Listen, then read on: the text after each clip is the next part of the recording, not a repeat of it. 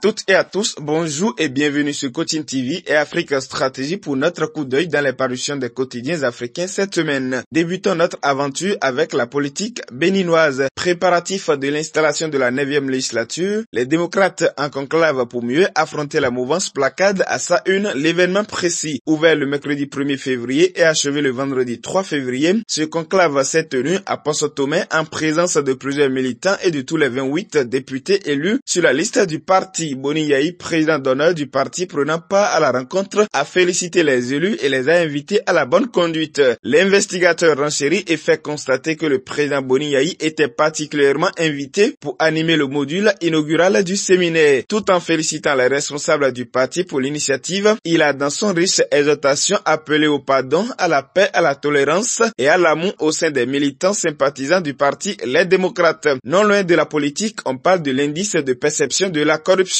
Le Bénin, meilleur au même titre que le Ghana, l'Afrique du Sud et le Sénégal, signale le potentiel. Le Bénin a gagné 6 places dans le classement IPC 2022. L'indice de perception de la corruption est un rapport de Transparency International qui note les pays qui font l'effort d'éradiquer la corruption dans les affaires publiques. Dans le nouveau classement, le Bénin a gagné 6 places avec 43 points sur 100. Il passe à cet effet de la 78e place en 2021 à la 72e place en 2022 sur 180 pays, relève la nouvelle tribune. Toutefois, Transparency International a saisi l'occasion pour convier les États africains à accélérer les actions pour réduire et d'ailleurs pour éliminer les actes de corruption qui perdurent pour garantir à tous les mêmes chances, rappelle le potentiel. En Afrique subsaharienne, 4 pays à peine obtiennent un score de 50 points sur 100 selon l'indice de perception de la corruption 2022 publié par Transparency International mardi 31 janvier, souligne Bénin Web TV. Et puis, comme annoncé, la visite du Saint-Père en RDC fait le chou gras des gros titres des journaux africains. C'est l'événement de la semaine. Selon Africa Arabia, la fève était bien au rendez-vous ce mardi dans les rues de Kinshasa pour accompagner la pape mobile de François jusqu'au palais de la Nation. Des dizaines de milliers de Quinois s'étaient massés sur le bord des boulevards pour applaudir un pape très attendu. C'est sur le perron du palais de la Nation que le président Félix Tshisekedi a accueilli le pape François qui a traversé la ville de Kinshasa dans la faveur de la population. Dans son mot de bienvenue, note Casse Info, le président Félix Tshisekedi a dénoncé une fois de plus l'agression du pays par le Rwanda qui agit sous couvert de son mouvement armé, le M23. Pour sa part, le pape François, après avoir vanté tout le potentiel de la RDC qu'il compare à un diamant, a dénoncé le colonialisme économique tout aussi asservissant. Le site congolais Politico CD rapporte les propos forts du pape à sa une qu'il qualifie d'interpellateur. Retirez vos mains de la RDC, elle n'est pas une mine à explorer, ni une terre à dévaliser. Cela suffit de s'enrichir avec les ressources et de l'argent entaché de sang. Le pape a également demandé à la communauté internationale de laisser l'Afrique devenir protagoniste de son propre destin, ajoute RFI. Le pape François, en Afrique comme Jésus au temple de Jérusalem, lance Wakat Sera. Toutefois, selon le site guinéen Lidjeli, on se demande bien ce que son discours va véritablement changer sur le terrain. En effet, pointe l'observateur Palga à Ouagadougou, il faudra bien plus qu'une homélie papale pour chasser les vieux démons de l'incurie et de la malgouvernance de cette riche RDC. Il faudra aussi aller au-delà du sermon du Saint-Père, soupit le site Ouagalais le pays. Rappelons que la RDC est confrontée à une crise dans l'est du pays qui fait déplacer plusieurs personnes à cause des violences des groupes rebelles. Le pape a célébré le mercredi matin une messe géante à l'aéroport de Ndolo face à une foule de plus d'1 million de fidèles avant de rencontrer plusieurs couches de la société, rapporte RFI. Pour information, le Congo démocratique est le pays qui regorge de plus de chrétiens catholiques en Afrique.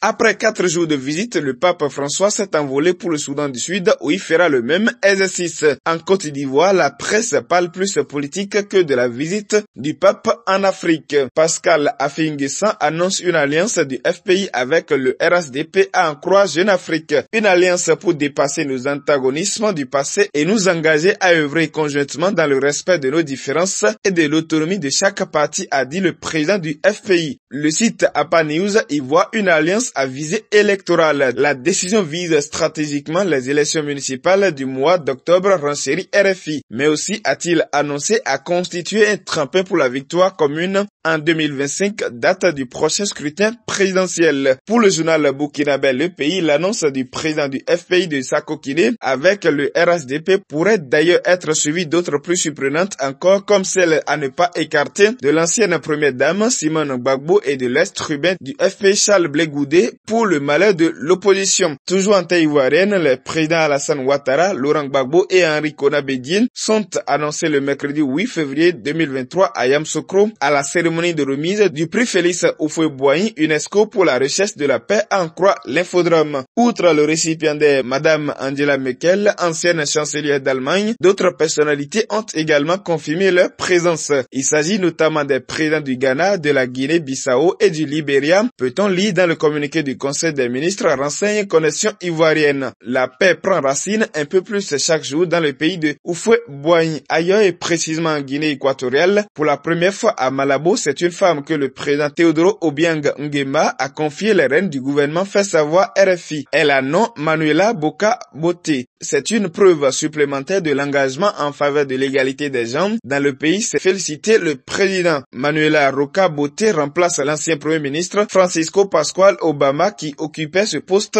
depuis près de 8 ans, rappelle le site Africa News. Parlons football pour terminer CHAN 2022. Le Sénégal rejoint l'Algérie en finale, informe Africa Foot. Les Lions ont validé leur billet en écartant logiquement Madagascar 1-0. La finale est prévue ce samedi 4 février, précise Africa Top Sport. Rappelons que le CHAN est une compétition réservée uniquement aux joueurs africains évoluant dans les championnats du continent. L'édition de 2022 a été reportée en 2023. Fin de cette revue de presse africaine présentée par Jérôme Kakpo avec Guillaume Fond depuis le studio comme la Bena Pouillon. Merci de nous avoir suivis et à bientôt.